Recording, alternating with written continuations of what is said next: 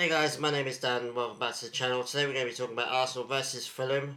Really important game in the context of the weekend and the season in general. Going away to Craven Cottage is never easy. They've taken scalps off quite a lot of teams this season. They've got quite a recent draw against Spurs, for example.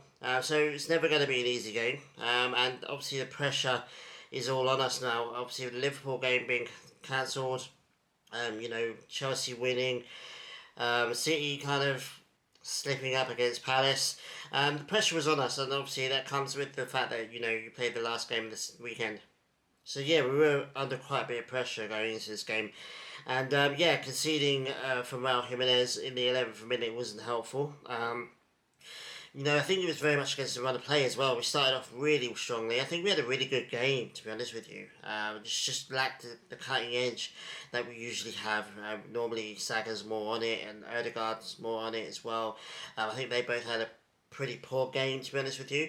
But overall, I think we dominated the game. We had more possession, we had more passes. We had more shots. We were the better team throughout this whole game, to be honest with you. But yeah, going 1-0 down, it's like even a difficult job's gotten even worse now, and I think it took a little bit of a knock on psychologically as well.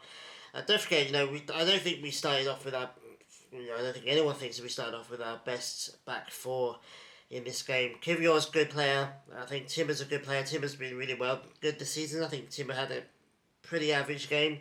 But we did miss Gabriel. We do miss Calafiori. I think maybe Tierney could have played a bit more of a big part in this game, and I'm not sure.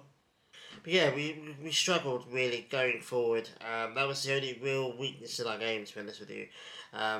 Once Fulham went 1-0 up, they just sat back and defended, trying to hit us on the counter.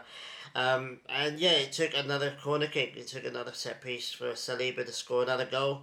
Massive goal for us. 1-1, called 50, I think it was like 52 minutes. And then from that point on, it was all Arsenal, really. And we should have won, to be honest with you. We'll talk about this goal right now. Obviously, Saka had the ball in the back of the net. We all thought, cool, 80 odd minutes, we've won the game, 2-1, blah, blah, blah. VAR has to get involved again. Look, at the end of the day, Martinelli was offside in the build-up.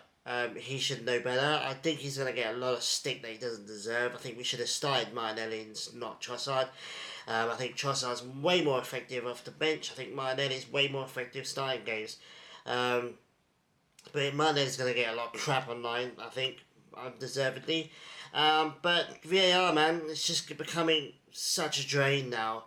Every single time we score a goal, we have to stop and wait 5 or 10 minutes for VAR to surgically analyse the minutest little inch of offside or not. It's starting to get really, really draining. Like, it's just so annoying now. You can't celebrate goals. You can't takes the joy away. And not only that, it pisses you off because you sat there waiting for 10 minutes. You know they're just doing it because they're just hoping and praying that they can rule this goal out. And that's what happened in this case. I mean, both our goals were surgically analysed by VAR. And it starts to get a little bit draining, to be honest with you. There's people saying Saliba was offside. He was not offside at all. And look, if it takes you 10 minutes to look, and then you have to zoom in and do different angles, and it takes you ages, and it's the minutest detail, just let it go. I don't care if, don't you say that because we scored. Well, even if it's the other way around, if they score against us, if somebody's a millimetre offside and you spend 20 minutes looking to see it, then I think you should just let it go. VAR is such a drag in this country, in this league. It's just such a pain in the ass. And it's starting to get really annoying. Every single goal now, it's literally every single goal now. Everyone has to stop and wait. Like, can we celebrate? Is it worth celebrating? Was it a goal? Is it going to get ruled out for some bullshit? It's just so annoying. And it is what it is. We should have won the game. We should have won the game outright. Relying on Saka to score a last minute winner isn't good enough for Arsenal. We should be winning this game. As good as Fulham are at home, we should have been winning this game.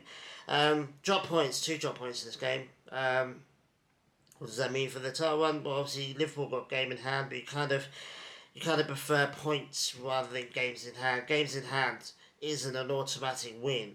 It's not an automatic 3 points. So, um, yeah, at the moment, it's not looking good, to be honest with you. Liverpool have got to start slipping up a little bit. Chelsea as well. Chelsea are right in it right now. Their £1 billion squad is starting to pay off for them, even though it's really just Cole Palmer that's kind of ticking things over for them. Um, yeah, they're massive squad. It's not an underdog like Jamie Carragher. One of the rare times that he's right, they're not underdogs by any means. It's not a Leicester tale. They've spent so much more than anyone else, even City. So, if they weren't doing what they're doing right now, you'd think that Chelsea would be a failure. But yeah, we've got a real difficult one going into this Christmas period now.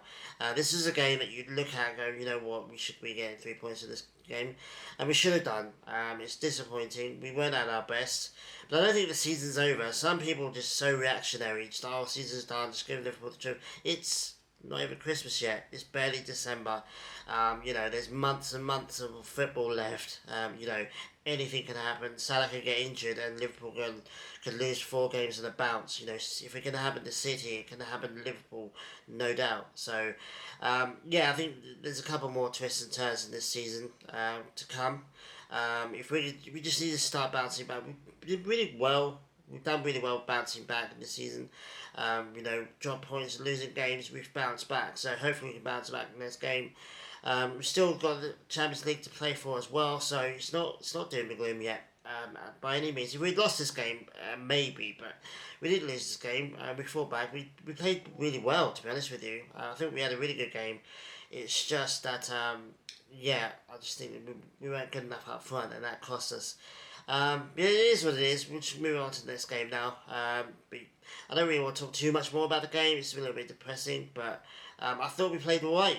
And with I'd say a decently rotated defensive backline. Hopefully we can get some of our players back. And we can go on a bit of a run and try and get as high as we can up the table before New Year's.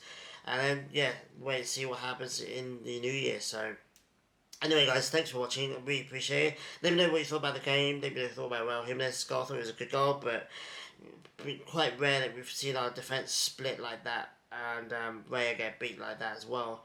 But it was a decent goal. Fair play to him. He likes to score against Arsenal, I guess. Let me know what you think about the season. Liverpool, Chelsea, Man City, Man United. Quite funny. We won't talk about Man United. There's no point. They're a very terrible club. Anyway, guys, thanks for watching. I really do appreciate it, and I'll try and be back for the next game. So, take it easy. Have a good week, and I'll see you guys very soon. Adios.